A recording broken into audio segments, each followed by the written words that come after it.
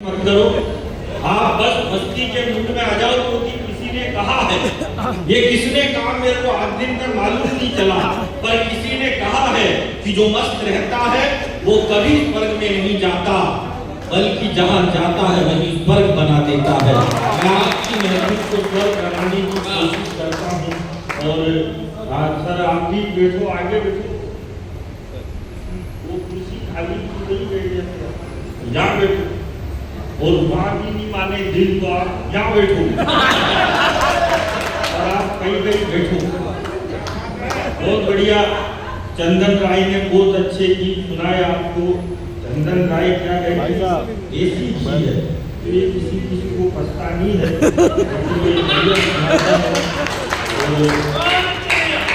बच्चा अच्छा क्या तो काम वही सबको पच जाता है। ये रिफाइंड ऑयल है, ये भी बच जाता है। और डॉक्टर साहब के आपको डॉक्टर हो तो आप डॉक्टर ही हो, क्योंकि ये जब चंदन राय कह रहे थे, बोले कि सुंदरता छलावा है, सुंदरता छलावा है, तो मैं यहाँ सोफे पे बैठ के आपकी तरफ देख रहा था। फिर बीच में मेरे ये आगे आ जाता था तो फिर मेरे को यकीन हो जाता था यार सच में सुंदरता छलावा ही है और कुछ भी नहीं। तो क्या है कि अब ज्यादा देर की बात नहीं है, मैं थोड़ी देर बोलूंगा फिर सब कभी चले जाएंगे। इसकी अभी रात को 2:30 बजे की ट्रेन है, ये ट्रेन से चला जाएगा। इनकी विकास जी की बस है सुबह 10:30 बजे की, ये भी चले जाएंगे। चंदन जी की भी ट्रेन है कल, ये भी चले जाएंगे। ये दीक्षा सिंह जी तो ये तो टैक्सी से आई है, ये भी टैक्सी से चली जाएंगी। फिर सुबह मेरी भी फ्लाइट है 11:30 बजे दरभंगा से, तो मैं भी चला जाऊंगा। ऐसे क्या है, खुद का इम्प्रेशन बनाना पड़ता है। तो 4 पंक्तियां आपके बीच में सर खास जा रहे हो, ये संसद भवन थोड़ी है जो ऐसे घूमोगे आप। बैठो, मैं 4 पंक्तियां पढ़ता हूँ, फिर मैं अपने मूड में आ जाऊंगा। मैं अपना परिचय देना चाहता हूँ कि वो पृथ्वी में, गगन में, वो है आग में, समीर में। हाँ, इसमें वाह करना। वो पृथ्वी में, गगन में, वो है आग में, समीर में। गंगा की लहर लहर में, वही है नीर नीर में। कृपाण में, पिनाक में, त्रिशूल में, कुड़ीर में। वो छंद में, रुबाई में, वो सूर में, कबीर में। सजा लिया है पुष्प मैंने आरती के खाल का, मैं भक्त महाकाल का, मैं भक्त महाकाल का। और ये तो पैसा ये क्या है, आप ऐसे ही घबरा रहे। ये तो यहाँ दिनकर जी का ससुराल है, यहाँ बड़े बड़े कवि हुए, बड़े बड़े दार्शनिक हुए। ये तो तपस्थली है साहब। इस तपस्थली में मैं खड़ा हूँ, इसलिए आपको ऐसी लाइनें में सुनाई। तुम अपनी कुर्सी में बैठ जाओ। हिमेश रेशमिया के बाद मैंने पहली बार दूसरा टोपी वाला आज देखा है।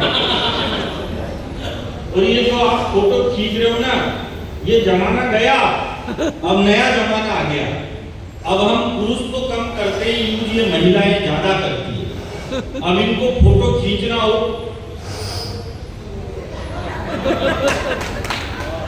आप ढंग से देखना। सेल्फी खींचते टाइम लड़कियों का और बीड़ी पीते टाइम गांव के बूढ़े डोकरों का मुंह एक जैसा हो जाता है।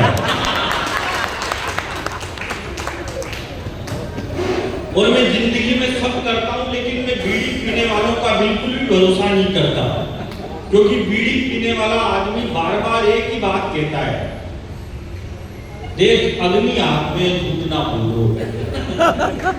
वो वहां भी धर्म ढूंढ लेता है। लेकिन मैं आपके बीच में एक बात कह के जा रहा हूँ। आज मैं यहाँ बिहार की धरती पर, यहाँ मिथिलांचल में खड़ा हुआ हूँ। एक बार एक जंगल में सारे जानवर इकट्ठा होके शेर के पास गए। बोला राजा जी एक दिक्कत है इस जंगल में। सर इसको रिपोर्ट कर लो आप, बाकी काम नहीं आएगा।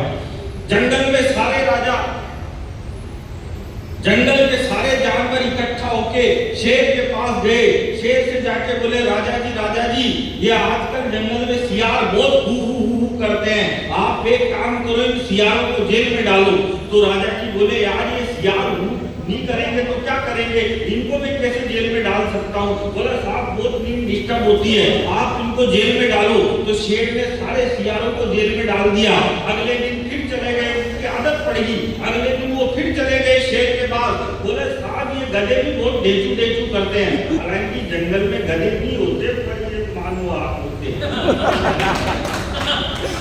भाई विधानसभा में हो सकते हैं,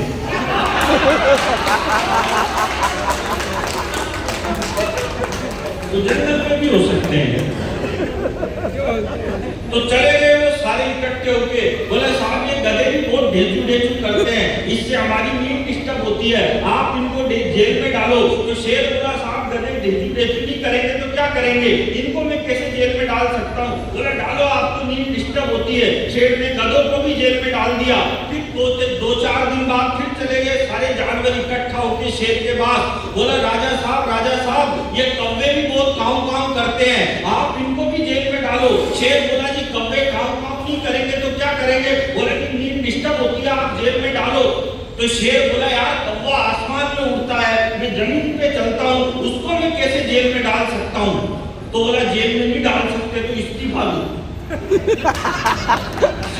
शेर ने इस्तीफा दिया, शेर की सरकार गिर गई। अगले दिन वहां पर कुत्ते को राजा बनाया गया। कुत्ता राजा बन गया, और कुत्ता जैसे ही राजा बना तो कुत्ते ने सारे जानवरों को कहा आज से जंगल में न कोई भूभू, आज से जंगल में न कोई ढेचू ढेचू करेगा, आज से जंगल में न कोई हू हू करेगा, आज से न जंगल में कोई काव करेगा, आज से सारे जानवर केवल भूभू करेंगे और कोई भी भाषा नहीं बोलेगा।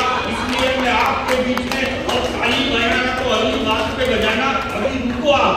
कुत्ता बोला जी आज से न कोई काव करेगा, न कोई ढेचू ढेचू करेगा, न कोई हू हू करेगा, आज से सारे जानवर भोबो करेंगे। तो सारे जानवर बोले साहब हम भोबो कैसे कर सकते हैं। बोले भोबो नहीं करे तो जाओ ये जंगल छोड़ के।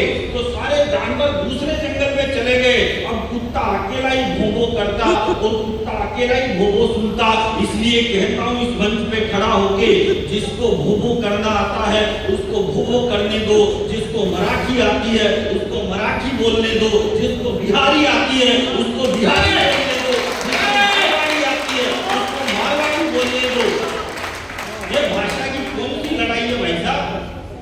और भाषा संवाद का विषय होती है, भाषा कभी भी विवाद का विषय नहीं है।